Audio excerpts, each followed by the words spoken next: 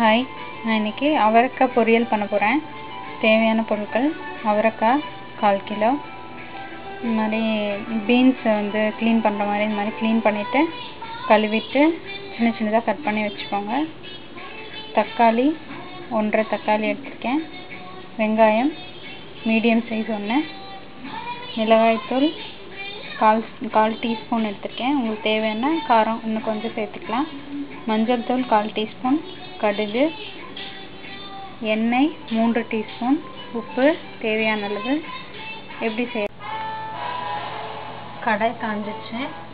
3 teaspoon எண்ணெய் சொன்னீங்க, 3 teaspoon எண்ணெய் விட்டுக்கலாம்.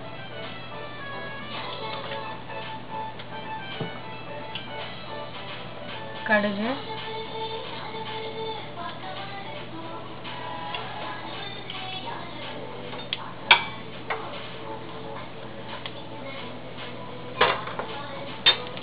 இந்த அவரைக்காயை இந்த மாதிரி குட்டி குட்டியாக கட் பண்ணி வச்சுருக்கேன். வெங்காயம்,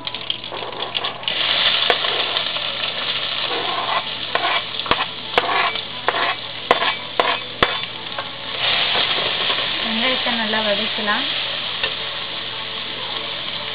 வெங்காயம் நல்லா வதங்கிடுச்சு.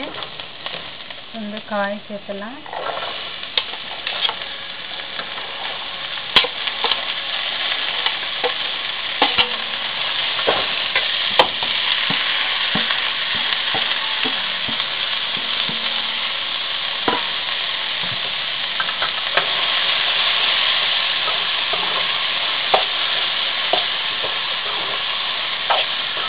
நல்லா கலந்து விட்டுங்க. நல்லா கலந்து விட்டுட்டு இந்த காய்க்கு தேவையான அளவுக்கு உப்பு சேர்த்துருங்க. உப்பு சேர்த்தா கொஞ்சம் சீக்கிரம் வந்துடும். ஸோ உப்பு கொஞ்சம் சேர்த்துங்க. உப்பு சேர்த்துட்டு நல்லா கலந்து விட்டுட்டு மூடி வச்சு மீடியம் ஹீட்டில் வச்சுட்டு மூடி வச்சு ஒரு 5 நிமிஷம் நல்லா வேக விடலாம். தண்ணி விடணும்னு அவசியம் இல்லை. இப்படி வேணும்னா லைட்டாக ஒரு 1/4 டம்ளர் அளவுக்கு தண்ணி சேர்த்துட்டு நீங்கள் வேக வைக்கலாம். வெந்ததுக்கப்புறம் தக்காளி சேர்க்கலாம். இப்போ மூடி வச்சு வேக வைக்கலாம். காய் வெந்துச்சு பார்க்கலாம். நல்லா வெந்துடுச்சு. 1/4 டம்ளர் தண்ணி ஊற்றி காய் நல்லா வேக வச்சிட்டோம். காய் நல்லா வெந்ததுக்கப்புறம் இது கூட தக்காளி சேர்த்துடலாம்.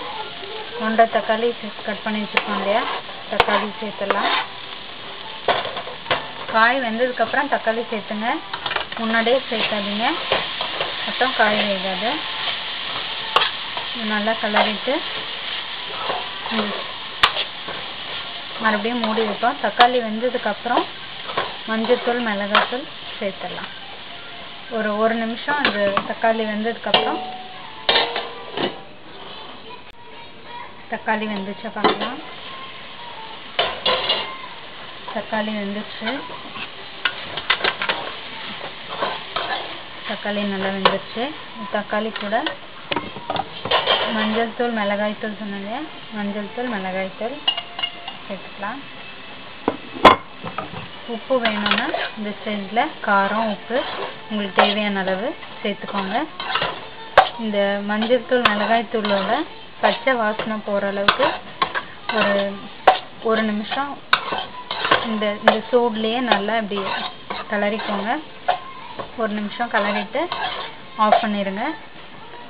சுவையான பொரியல் ரெடி ஆகிடும். சுவையான அவரைக்காய் பொரியல் ரெடி ஆகிடுச்சு. சாம்பார் சாதத்தோட, ரசம் சாதத்தோட ரொம்ப அருமையாக இருக்கும். நீங்களும் ட்ரை பண்ணி பாருங்கள். சில பேர் வெறும் சாதத்தோட இதை பிசைஞ்சு சாப்பிட்டாலும் ரொம்ப டேஸ்ட்டாக இருக்கும். ட்ரை பண்ணி பாருங்கள். தேங்க்யூ.